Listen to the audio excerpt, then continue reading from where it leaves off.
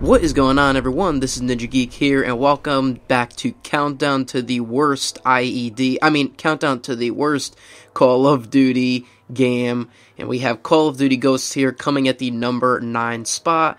And what the hell is this map, man? Am I playing Battlefield 1 here? Or is this, oh yeah, you know it, baby. M27 Thermal camping in a corner. Yeah, I think that was his IED too. Oh man, this map, can I just please get me off of this map? Alright, so we're playing on Octane here, and we actually did pretty well in this game. Well, I did pretty well in this gameplay.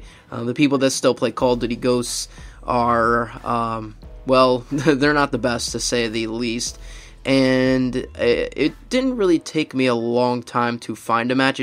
I had to install this game again because I have deleted this game from my Xbox.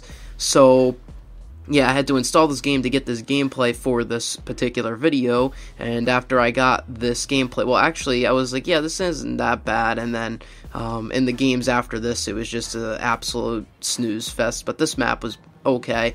And yeah, so Call of Duty Ghosts here coming in at number 9, and there's a lot of reason for that.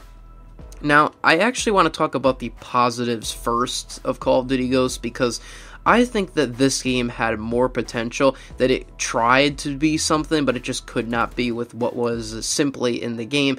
But if the game had gone through with these positives more and really cut out the negatives, then this game would have been much higher on the list, even probably surpassing a lot of the lower tier ones, and it could have even gotten into the upper than 5 tier on this list.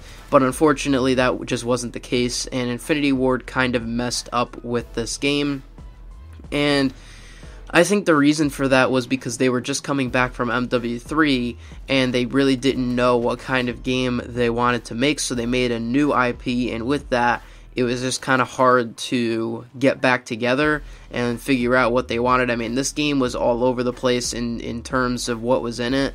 And so most of it, some of it was good and lots of improvements and stuff, but some of it was just too outlandish, and just the ideas themselves did not work out. But I like the creativity here that Infinity Ward did put into their games, well, in general, but then especially into this game.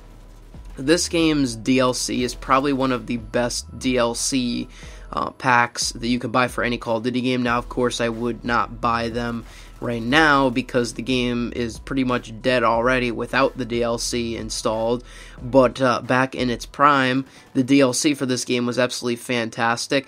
The DLC maps for this game were 10 million times better than any of the ship maps that came with this game, and they were just fun. They had fun ideas about the settings of the maps and on the maps themselves. Like, you had Fog Fog is one of the best DLC maps in my opinion.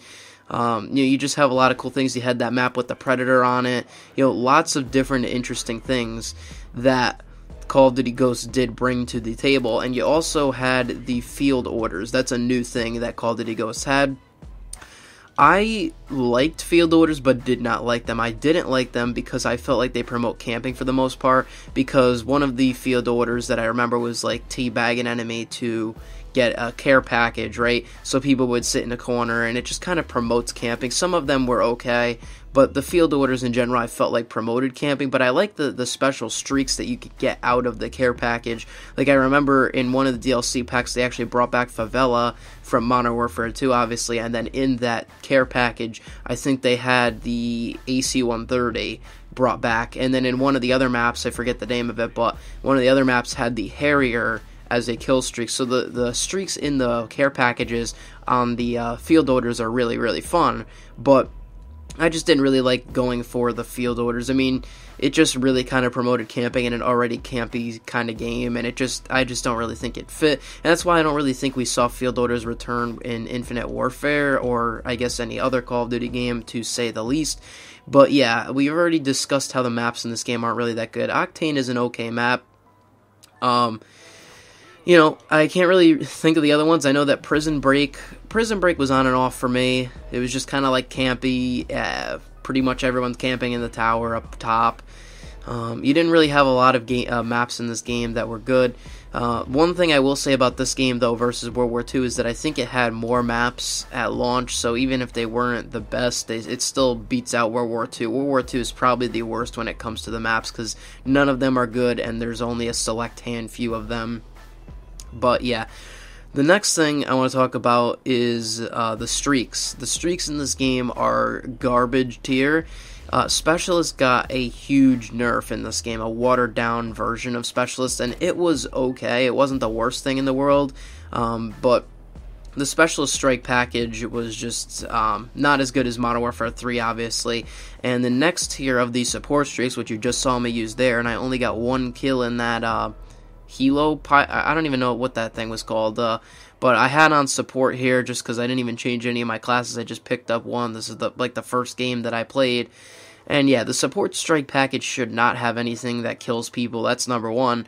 Modern Warfare 3 had it worse in the support package, but I do like running the support package for the ammo crates and stuff like that. I think that was a good idea to have like a support style package, and I wish that would come back in Infinity Ward games with the whole 3-tier score streaks with your assault, support, and specialist. I like that idea. I don't know why they did not do that in Infinite Warfare, or at least to my knowledge. And yeah, the assault streaks just were not good. The only good one was probably the guard dog, and that was kind of a little bit overpowered because the dog literally took so many bullets to kill, and you just had to spray magazine after magazine into it, and it just would not die. But then other streaks like the attack chopper, I forget what it's called in this game. Yeah, that thing sucks. Most of the other streaks suck, and then you have the Juggernaut, which sucks.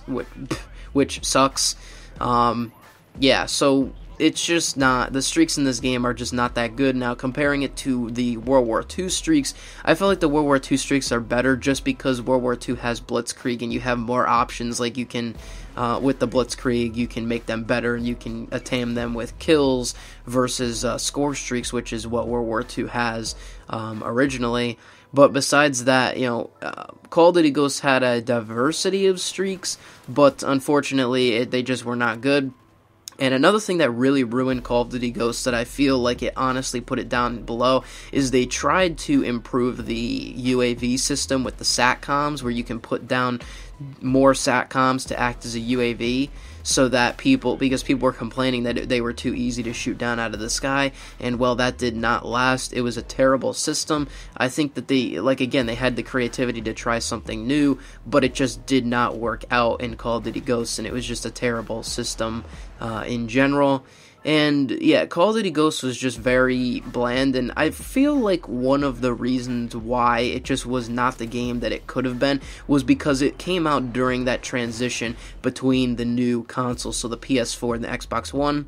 They had to manage the Xbox 360 and the PS3 version of this game, not to mention, I believe this was the last game they made for Wii U, if I'm not mistaken. So they had that. Then they also had the PC version. They had so many versions of this game to manage that when the Xbox One and PS4 came out, it was just hard to know what type of hardware it was, and it was hard to manage all those games. So instead of making a game that they really thought would have been good, they kind of went lackluster on a lot of the features and stuff, which is why I believe it ended up failing, I guess, in its own right.